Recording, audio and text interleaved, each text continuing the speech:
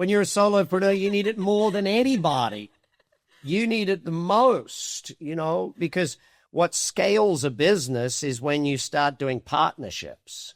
Yes. So you might want to have PR for partnerships to find that. Like people go out they're a solopreneur and they go networking to look for a customer. You should never network to look for a customer, or not never, but your goal of networking is to find partners, to find people who will endorse you to 1 million others or 100 others type thing.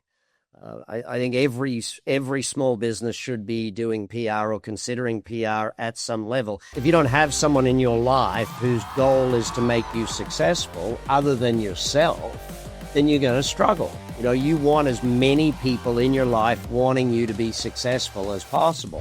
Today, the tables are turned. Now it's me in the hot seat. Sabrina Stocker, she's a superstar tennis player turned entrepreneur. She's built 2 PR to be a global phenomenon. Now we're going to do it, Sabrina Stocker. I would definitely, if I was a young person now, learn how to buy a business and learn how you can actually go and buy it for no money down. When people say, oh, you can't be rich and happy, that's the dumbest thing ever. Brad, welcome to the show. Thank you. So I've been really fascinated by your journey because I used to not really believe in coaches because I didn't really understand why I needed a coach. And I've gotten to the age where now I feel like I do need a coach and a mentor. Where do I start to look? Well, okay, so let's first of all understand why coaching is important, and especially as you're younger. I mean, the first job you get really should be about what can you learn more than what can you earn. Yes. Like if you have your first 2 or 3 jobs learning from great mentors, and if you don't have a great mentor, move on from that job. Like if you're not learning anything in your job and you're just making money, then move on. You're not setting yourself up for a career or your own business at some point. So having someone that's been there before save you from making the mistakes is first thing. Like, hey, yeah, I see what but let's just go back over here sort of thing, because the mistakes. I've had great mentors when I learned the company, I learned what they did, I then went to go do myself in a different way. But how do I find now mentors that have been there, done it in my kind of industry?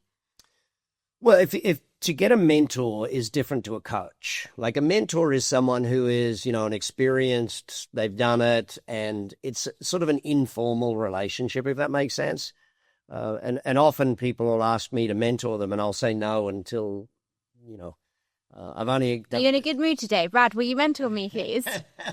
No.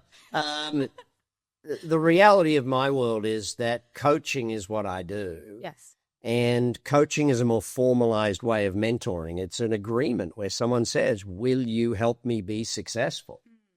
And if you don't have someone in your life whose goal is to make you successful other than yourself, then you're going to struggle. You want as many people in your life wanting you to be successful as possible.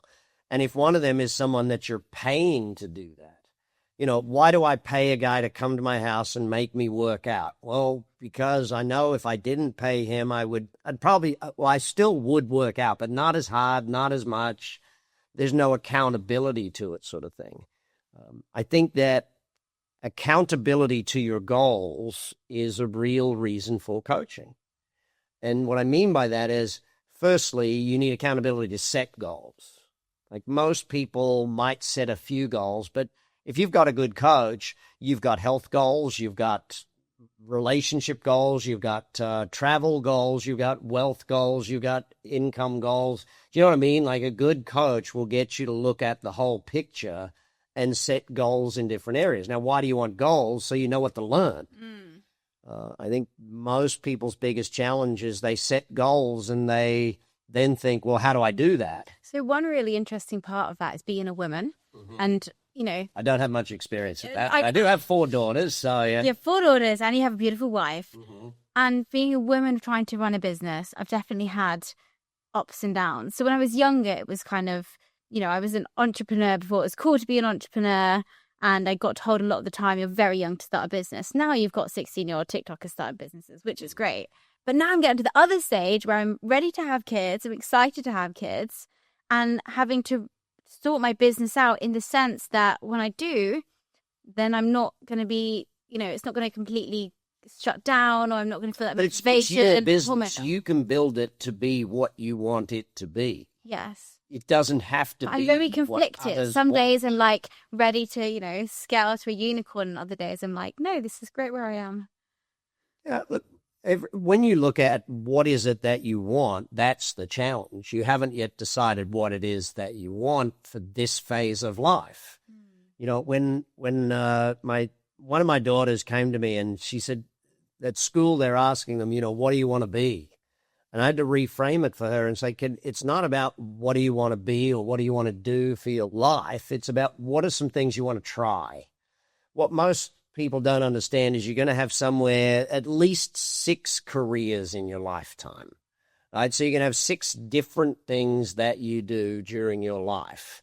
And so one career will lead to the next and will lead to the next sort of thing. But what happens in 3 years' time when I'm on a farm? I've got, a couple of kids, 5 if that's chickens, what you want, 2 cows, and then in the next room, I'm like building my own little They have company. The farmhouse has a company all around it. For dinner in 2 years' time. But this is the challenge of doing what you want versus what other people or what you think other people, or changing the persona from, I'm just very enthusiastic about different areas. Correct. And you can be enthusiastic and you can do multiple things.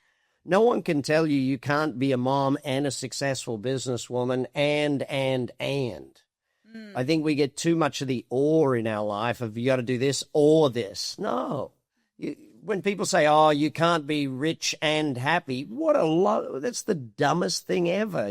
Well, this I'd agree with. Yeah, you can be this and this and this and this. Now, there's sacrifices by doing all of those things too, by me still being so passionate about helping business people that I fly around the world and do events like this one.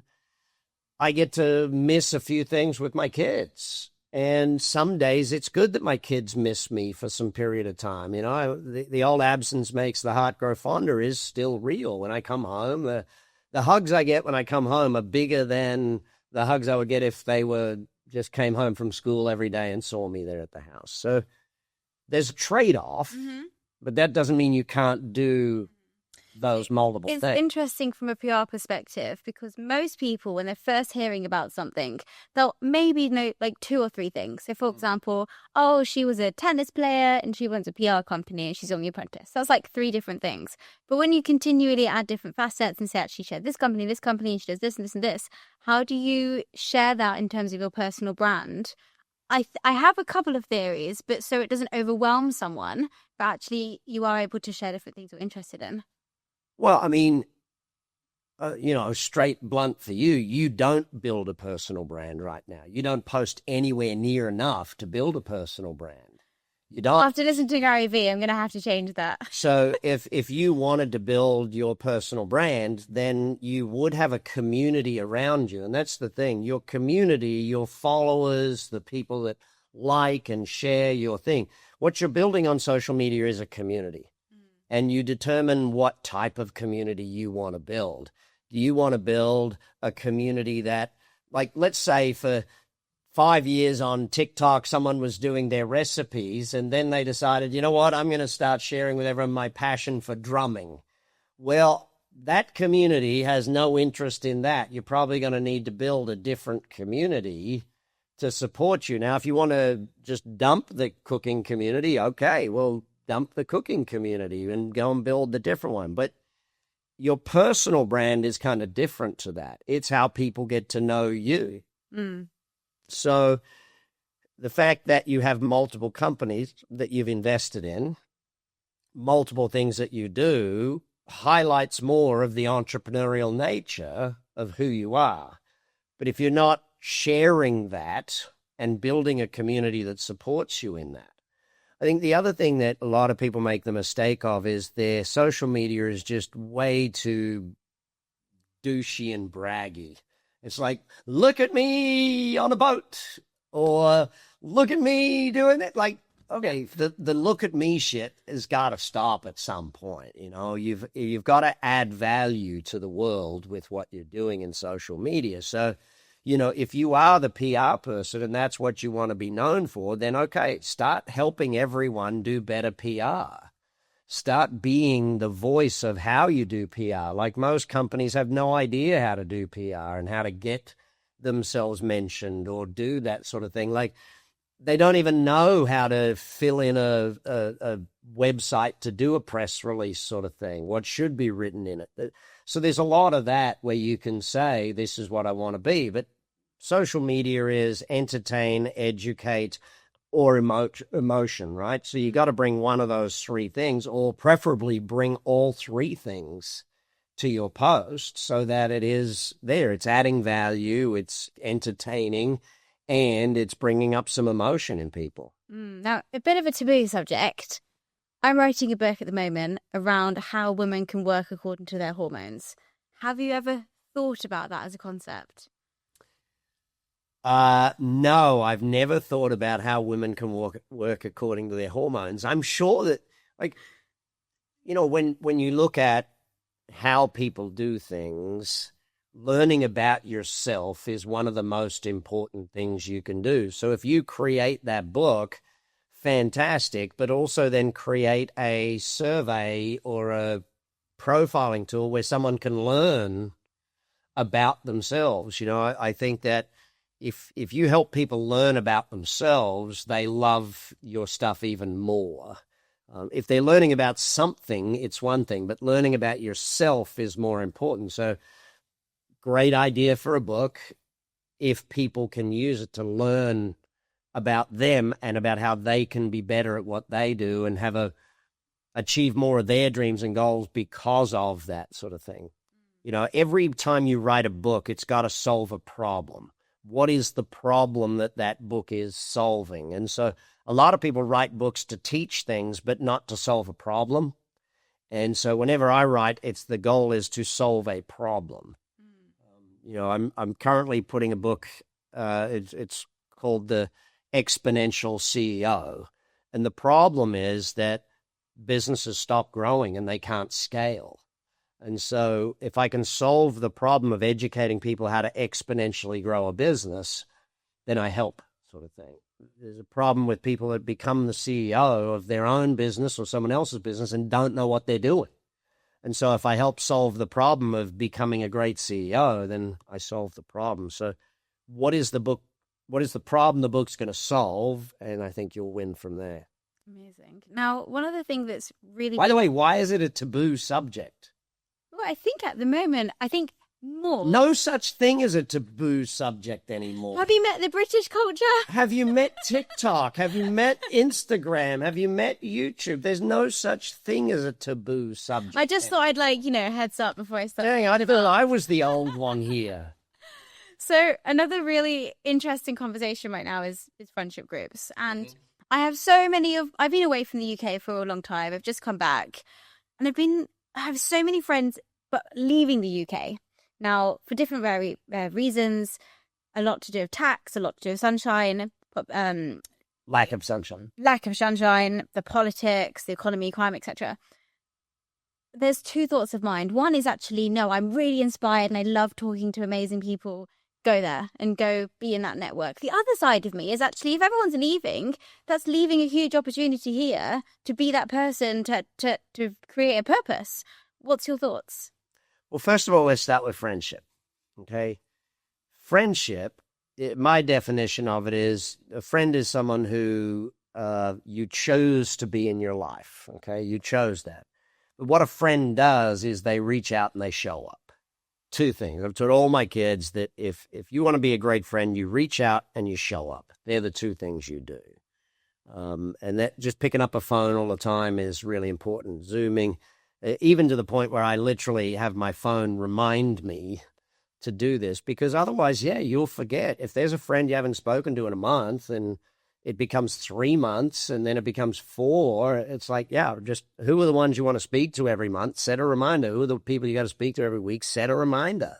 And it's important to do that. Friendships take work. They really do. And Someone recently said something like, I'm not going to reach out to anyone who doesn't reach out to me. Well, you're going to get freaking lonely freaking fast. You know, my wife and I pride ourselves on being connectors. So I've seen some friends that they're like, can you believe they went out together without me? What do you mean? Well, I introduced them and they went out together without me. Shut up. You're an idiot. If you're not happy that two of your friends are happy because they met each other and they're doing a thing, you should be excited that you made that relationship happen, and you should be happy about that fact. Because guaranteed when they're together, they're talking about you, saying good things about you because you introduced them, sort of thing. So friendship groups, though, take work, and someone has to be the organizer. Now, I will admit, the women are far better at that than men. Far better at that. We're very good. I have some amazing girl groups that have been cultivated. And there is a lunch organizer or two in every one of those groups. And they are the glue that holds that group together. And I think that if more people decided in life to become the glue that holds people together, then you would have a better life. I'll tell you about an interesting study they did in high schools. They went through the high school looking for the most popular person. And the way they studied it is they said, here's a list of everyone here. Who do you like? Right? And so everyone had to go through and tick the people they like. The most popular person in the school every time was the one who actually ticked that they liked the most people. So if I like more people, I'm more popular. That's really interesting. I never... Chick flicks say otherwise. Yeah. Oh, the chick flicks are like... Chick flicks. They're designed to make you feel bad about yourself. Let's be blunt about that. You know, feel bad about yourself so you have to buy this new hair product. Feel bad about yourself so you have to buy this new push-up. I think the hair product looks great on you, Brad. Fantastic. Yeah, I'm really great with it. My hair product is called a hat. But when you think about friendship groups and holding them together, now we have the challenge of holding them together on an international scale, you know, and that is a big part of the thing. So now it's not just organizing lunches, it's like organizing trips. It's organizing get-togethers. It's and having important moments, but it's also understanding that other people have lives. It's easy when you're in your teens and early 20s and you don't have that responsibility factor. And you know, I love it when my friends who have one kid tell me they're busy. It's like, really? You're busy with one? Okay, fantastic. Here's 5 over here. No, but when you get to 5, they start licking earth to each other. To a degree, yeah. To a degree. It's my theory. This is my hope. I'll let you know in 10 years' time. Oh, look, I've got advice when I was young, and I've taken it as, you know, have as many kids as you can afford. Your life will be far grander, and their life is better having more people around them, sort of thing. And but that being said, 5 is enough. Thank you very much. I'm done. You know. Good. Happy for you. But when you talk about, so then that goes to your second question, the level of opportunity in the UK right now, based on people leaving. You got 2 main opportunities happening in the UK right now. Number one, baby boomers who own the businesses are retiring. So retiring means those businesses will either be up for sale or be shut down, and therefore there's customers that need to find somewhere else to buy. I would definitely, if I was a young person now, learn how to buy a business and learn how you can actually go and buy it for no money down. Is there anyone in particular, so for example, Cody Sanchez, that you would say it's worth studying for? There's a bunch, but, you know, I've taught it for many years. You can read it in my book, Billionaire in Training. But I think that there's so much free right now out there that you could spend, all you got to do is spend 10 minutes and ask ChatGPT who's the best person to start. Who are a few good to who are the top 5 that I could start with? Well, just start with me. Okay. And if you do enough searches on me, other stuff will start showing up. If you watch enough of my YouTube, you know it starts suggesting others that by similar. September, I will have studied thoroughly your book then. Excellent. So that opportunity is a massive one right now. The second is that also because is there not also the opportunity of taking baby boom businesses which have got a successful customer base, which then, I guess, buying into that business, rejuvenating that business with AI, keeping customer relationships, and then selling it on. But rejuvenating it with more than just AI, rejuvenating it with more socials, rejuvenating it with all of the young ideas that, and this is why I employ a lot of young people, because you have crazy, stupid ideas. What specific businesses would you say are the opportunities in the UK right now? My favorite types of businesses are 3 types. Number one, must-do type businesses. So you've got to get pest spray done. You've got to get your business, your office cleaned. You know, the things that have to be done. And they're usually just they're a thing that people have a budget for already and know they have to buy. All you have to do is convince them to buy from you instead of someone else. So, for example, a pool cleaning company. Got to get your pool cleaned, or you got to do it yourself type thing. You know, so there's the must-do type factors that are a big part of it. Rather than the nice-to-haves, because then they're already incorporated into the budget, so therefore there's an already allocated budget. You don't have to convince them to see if it's a nice-to-have. You've got to convince them to buy it and convince them to buy it from you. Yeah, it's easier to just convince people to buy it from you than have to convince them to buy it. The second type of business I'd look for is a done-for-you business. We've seen laziness get higher and higher, and busyness get higher and higher. So anything where it can be done for you. So, for example, your existing business, PR, people don't want to learn PR. They just want to go, oh, you know what you're doing? Great. Can you do that for me? You know, housekeeping, lawn mowing. People just don't do those things anymore. Cooking, anything where you do it for someone. And this is where, like, even software businesses, I see people go out and they want to do a software, and I say, whoa, let's not ever sell the software. Let's use the software and do the service for people rather than just selling the software. You know, for example, one of my marketing agencies, we developed an AI platform that creates people's social media. From one 20-minute video, we create all of their social media for the entire week, plus their email, plus their blog post. It's all created, right? We could just sell subscriptions to the service, and people could buy it and do it themselves, and then they've got to post it. Instead, we build a whole team of VAs. We do it in the background. We do it for you. Now, instead of charging 30 or 70 or whatever for a monthly subscription, we're charging $1,500 to $5,000 for a service doing all of these things for you with a lot more margin than that. The third is anything that is subscription or retainer based. So if I was going into the cheese business, I wouldn't just try to open a cheese store. I'd open a cheese of the month club. I would join your cheese of the month club. Would they combination wine? A lot of people would join a cheese of the month club. But you understand that it doesn't matter what business it is. Like you mentioned, you know, the pool cleaning business. You don't sell pool cleaning one at a time. You sell it on a retainer. I come every month and I bill you every single month. Businesses that have an every month and every week and every whatever, they are great businesses. So moving on to that, most companies, smaller companies, don't always need PR because they need PR when they're launching something. I disagree. Everyone needs PR all the time. They do. How are you getting your web traffic up if you're not...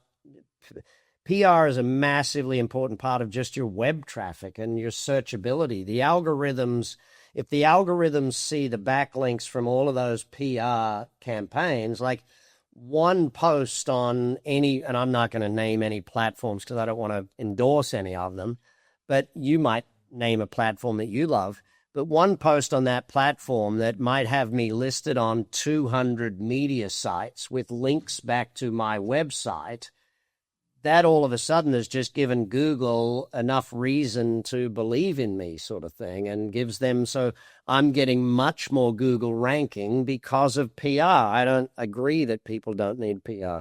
Small companies. When you're solopreneurs. When you're a solopreneur, you need it more than anybody.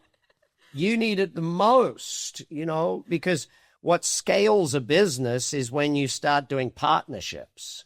Yes. So you might want to have PR for partnerships to find that. Like people go out, they're a solopreneur and they go networking to look for a customer. You should never network to look for a customer, or not never, but your goal of networking is to find partners, to find people who will endorse you to 1 million others or 100 others type thing. I think every small business should be doing PR or considering PR at some level, even if it is just a subscription to, give me an app that you say is good or a site that you say is. Harrow, help a reporter out. Help a reporter out. Well, that's a free one even. So That is a free. They've rebranded. There's all side of things going on. now I'm sure they're going to charge me money to do it, but they do charge. Any of those PR sites where it will release my press to, and have me listed on 100 or 1,000, I think databases. Yeah. What's really interesting is now that we're able to create the PR so that it starts actually ranking in ChatGPT. So, for example, if we syndicate to Bing, because that's where ChatGPT is based out, we're actually getting clients show up as that person. And it's been incredible for whoever's showing up. And it's absolutely decimating the competition. Well, I don't think people understand who owns ChatGPT. I don't think anyone does, but we do know that Bing helps. Well, we know this little company called Microsoft, right? And we know that they have an investor level. So would they want Bing to grow? Yes, they want Bing to grow. So now you have to use Bing the same as you have to use Google. Yes. So that you get found. But also, if you think about the searches people are doing that they would do in Google that they've moved to ChatGPT, they're using ChatGPT for more brainstorming stuff rather than just, hey, what is this? That's a Google question. ChatGPT is, as you just said, who are the best people to, because if you go to Google and I type in who are the best people for this, I'm going to find someone's article on it. Correct. Right. Now, Google's gradually changing to do more of an AI up front. But if I do it in ChatGPT, it goes to the whole internet, reads 1,000 articles, and then gives me its list sort of thing. But yes, the need for Bing today is massive. People are not using Bing. They need to be using Bing so that GPT gets them get some more traffic, more backlinks. Well, hey there, and thanks for listening. I've noticed that 78% of you are brand new, which means you haven't hit the subscribe button yet. By subscribing, you help us bring on even better guests, better quality content, and serve you better with even more podcasts. So please hit that subscribe button. It only takes a second. It makes a huge difference. If you support us, we're going to support your success and help you achieve big success together. So one idea I have is I own the domain prlaunch.ai. And the idea is to help companies be able to launch whatever they're doing using PR with the acceleration of AI. Right. Reduces costs. We have thousands of case studies that we can plug in. This is something we're building out. Mm-hmm. How can I launch? First, build a community. So go out and tell the world that I'm considering launching this thing. If it's of interest to you, let me know and do a thing. And what the easiest way to have them let you know is create like not a survey, but just a page where they can go and put their interest in.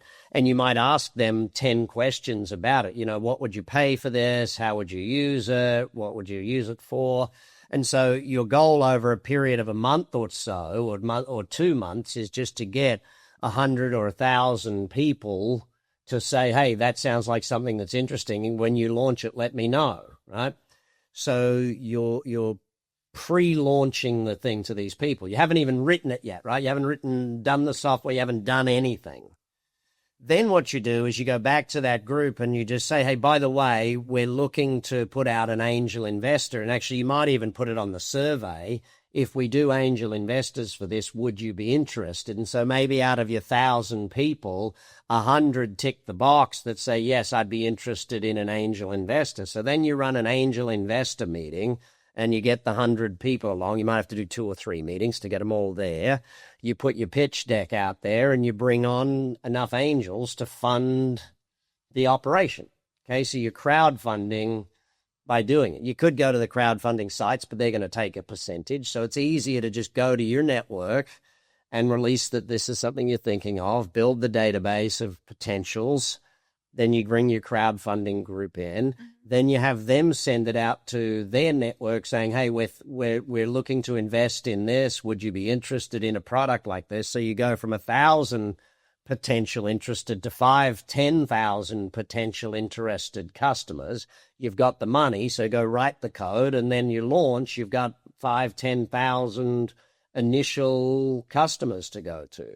But you launch to only, you say, we're only allowing 100 customers in the beginning or 1,000 customers in the beginning on our beta launch. If you want to be on the beta, sign up here. And we're going to launch beta on this date, and the first 100 in are the ones that get it. That's how you start a business. Great. Now, for that, how would I get the first initial kind of community of PR? Through your friends and your current network. Okay, just go through your current network, talk to people about it. You've got a couple of months. I'll send out to my mailing list. So you've got a couple of months to do it, right? Or a month. Give yourself the time to get to the number that you want. Set a goal, 500 or 1,000 or 100 potential investors, and just go for it. If everywhere you went, you were talking with people about prlaunch.ai, then you would have had, from the moment you registered. How long did you register the domain name? How long ago? A month. Right. So in that month, if you had been talking to every single person about it, you would have probably had 100, 200 people on your list. Will you join my list? Possibly. So I'm going to get more emails. Will you be number one? But this is the point, though. It's not about me. It's about you doing this. Yes, I know. But yeah, I would definitely look at it as a product. If it was doing it for us and saved us money and time and energy that we're already paying someone to do, if it was doing what the subscription sites do for me but better, then absolutely we'd look at that. If you were to start a business today and you have 90 days, what would that business be? If I had 90 days to start a business? Yes. I wouldn't start one. I'd go and buy one. You'd go and buy one? Yeah. Okay. See, the hardest part of starting a business is you've got to go and buy all the customers. Yes. You got to do all of the marketing to get all the customers. If I go and buy a company that already has a whole bunch of customers, I'm buying the customers cheaper than I would if I had to do marketing for a startup. What really excites me is the idea of being able to buy and flip a company, in the sense that you're buying something because possibly, as you said earlier, baby boomers, they love their company, they love their passion, they want it to go someone who cares. So they want to retire. But they want to retire and they'd like a payout because they worked hard. They've got a customer base who we'd hope are very happy. They've got a team, and using different principles, PR, marketing, branding, socials, AI, you can just accelerate what's happening. Yeah. And then you put it in charge. That's what I've done most of my life. I buy companies that are underperforming, or these days, mostly what I do is I buy a company that's performing very, very well, but it's only in one city. So if I find a company, and the last one I did, I just sold out of it, is commercial cleaning. Phenomenal business, but only one site. And so they had a great marketing strategy, a great sales strategy, and so took that business, expanded to hundreds and hundreds of sites. Hey, presto. It's, Ray Kroc did it with McDonald's. That's all he did. He found this business that the McDonald brothers built and said, this is a great business. I wonder how many sites we can put this in around the world. And, now, 50 or 30, however many dang McDonald's there are in the world. So I look for good companies that I can take into other markets is what I'm looking for. But yeah, if I was back at when I was young, I found companies that were for sale with an owner that had a reason to sell faster than other people do. Retirement, health, moving, they have a reason to sell, right? And so I would make them an offer. They said, listen, I know you want this much money for it. I don't have that much money. But what I would like to do is buy your company and pay you over time. And so it takes a lot to learn how to exactly do that, but that's in essence what I would do. And not all the time, but some of the time, about 1 in 10 of them would say, well, let's do that. And so I get the money, I get the business with no money down, I take it over, I'm running it, it's already got customers, I'm saving some money because I'm putting I'm working lots of hours because that's what it takes to get things off the ground. and I'd build the business, and over a period of anywhere from 6 weeks to 12 months, I'd build it up and then I'd sell it. And so today I do that mostly with companies that I find are already running well, and invest my time and energy to help them do very, very well, and then everybody wins. Well, in 6 months' time, or year, hopefully 6 months, we'll sit down together and I'll let you know how my first movement of acquiring my own company is. Brilliant. Thank you, Brad. You've been listening to the Big Success Podcast with the #1 business coach in the world, Brad Sugars. To learn more about how to achieve business and personal success, as well as how to level up or listen to past episodes, visit www.bradsugars.com.